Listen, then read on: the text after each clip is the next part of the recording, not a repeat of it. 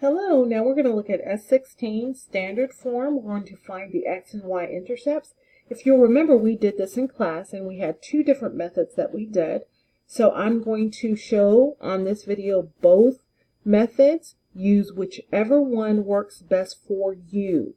I would like you to know both, but I understand all of our brains work differently. And so I give you the liberty and the freedom to use whichever one your brain attaches to, as long as your brain attaches to one or the other. So we have 5x plus 8y is equal to 0. So method 1, I know that if I want to find an x or y intercept, that my ordered pair has to have a 0 in either the x spot or a 0 in the y spot. So if I want to find the y-intercept, then that means that x has to be 0. So I would say 5 multiplied by 0 plus 8 times y is equal to 0. Well, 5 times 0 is 0, and 8y equals 0. That's what's left over. Divide both sides of the equation by 8. Therefore, y is equal to 0 because 0 divided by any number is 0. So if I could write this ordered pair, if x is 0, then y is also 0. Now we're going to find the x-intercept. So this is finding y. Let me write that down so you know what I did.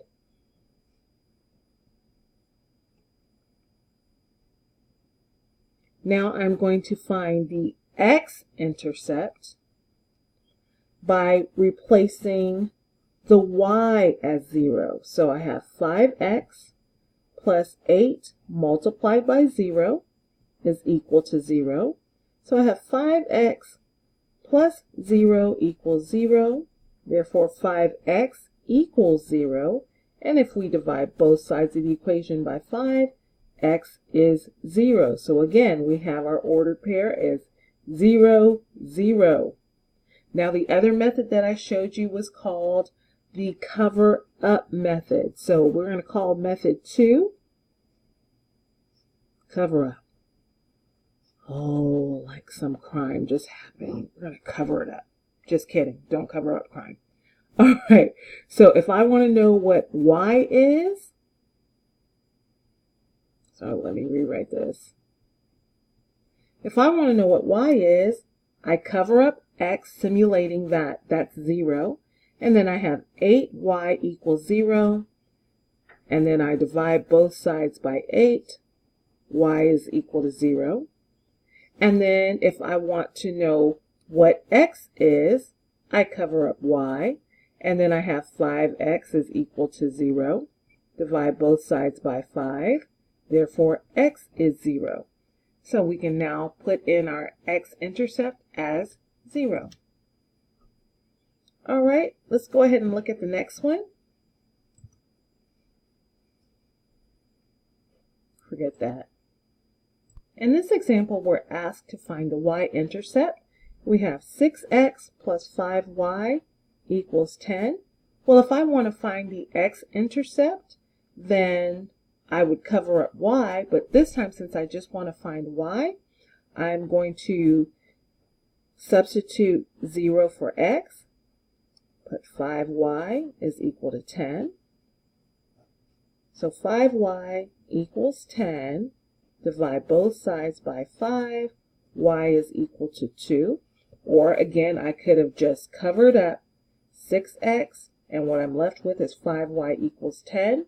I know I divide both sides by 5. Y is equal to 2. Welcome back. I thought we might continue with one that looks like this. We have 2x minus y is equal to negative 20. The reason I chose this one is because we've been doing cover-up, but I need you to remember that the sign that goes in front of the term is the sign of that term.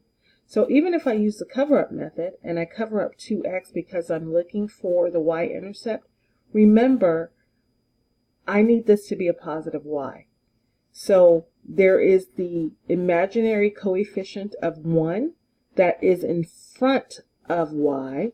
So I'm going to put the coefficient we can't see. So I'm going to divide by -1 on both sides. Therefore, y is equal to 20 because a negative divided by a negative is a positive. Let's do one more, I think. This is the last one for this video. So on this one I have 5x plus 10y is equal to 8, and I'm looking for the y-intercept. So I have 5 multiplied by 0 plus 10y is equal to 8. So I have 10y is equal to 8. Now I'm going to divide both sides by 10, and I have y is equal to 8/10. The reason I chose this one is because I want you to always remember to reduce to the lowest term. So I know both of these, the numerator and denominator, are divisible by 2. How do I know that?